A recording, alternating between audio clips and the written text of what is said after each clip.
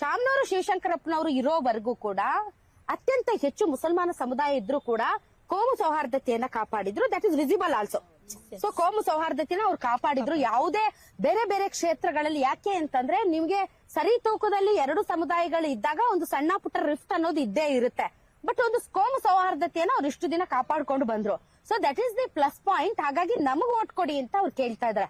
ಒಂದು ವೇಳೆ ಬಿಜೆಪಿಗೆ ಕೊಟ್ರೆ ಮತ್ತೆ ಕೋಮು ಸೌಹಾರ್ದತೆ ಕದಡುತ್ತೆ ಅನ್ನೋ ವಿಚಾರದಲ್ಲೂ ಕೂಡ ಈಗ ಮಾತುಗಳು ಕೇಳಬರುತ್ತೆ. ಅದಕ್ಕೇನ್ ಹೇಳ್ತೀರಿ? ಖಂಡಿತವಾಗ್ಲೂ ಮೇಡಮ್, ಶಾಮನೂರು ಶಿವಶಂಕರಪ್ಪನವರ ಬಗ್ಗೆ ನಮಗೆ ಅಪಾರವಾದ ಗೌರವ ಇದೆ.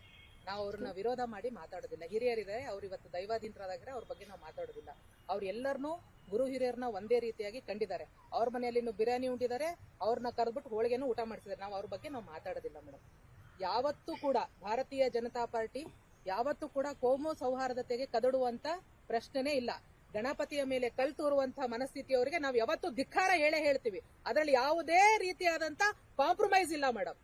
ನಾವು ಅವರು ಹೋಗುವಾಗ, ಅವರ ಮೆರವಣಿಗೆಗಳು ಹೋಗುವಾಗ ಸಾವಿರಾರು ಸಂಖ್ಯೆಯಲ್ಲಿದ್ದಾಗ ಒಂದು ಸಣ್ಣ ಮಣ್ಣಿನ ಕಣವನ್ನು ಕೂಡ ಅವ್ರ ಮೇಲೆ ಹಾಕೋದಿಲ್ಲ. ಅವ್ರಿಗೆ ಮಜ್ಜಿಗೆನ ಕೊಡ್ತೀವಿ, ಅವರಿಗೆ ನೀರನ್ನ ಕೊಡ್ತೀವಿ, ಅವರಿಗೆ ಶರ್ಬತ್ತನ್ನ ಕೊಟ್ಟು ನಾವು ಅಕ್ಬರ್ ಚಿಕ್ಕಪ್ಪ, ರೇಷ್ಮಾ ಅತ್ತೆ ಅಂತ ಕೇಳಿ ನಾವು ಕೂಡ ಬೆಳೆದಿದ್ದೀವಿ ಮೇಡಮ್. ಹಾಗಾಗಿ ಅದು ಕೇವಲ ಕಾಂಗ್ರೆಸ್ ಪಕ್ಷದ ಮತ ಬ್ಯಾಂಕ್ ಅಂದ್ಕೊಂಡ್ರೆ ಅವ್ರ ಮೂರ್ಖತನ. ಇದಕ್ಕೆ ಉತ್ತರ ದಕ್ಷಿಣ ವಿಧಾನಸಭಾ ಕ್ಷೇತ್ರದ ಮುಸ್ಲಿಂ ಮತದಾರರು ಈ ಸತಿ ಕೊಟ್ಟೇ ಕೊಡ್ತಾರೆ ಅನ್ನೋದು ಶತಸಿದ್ಧ ಮೇಡಮ್.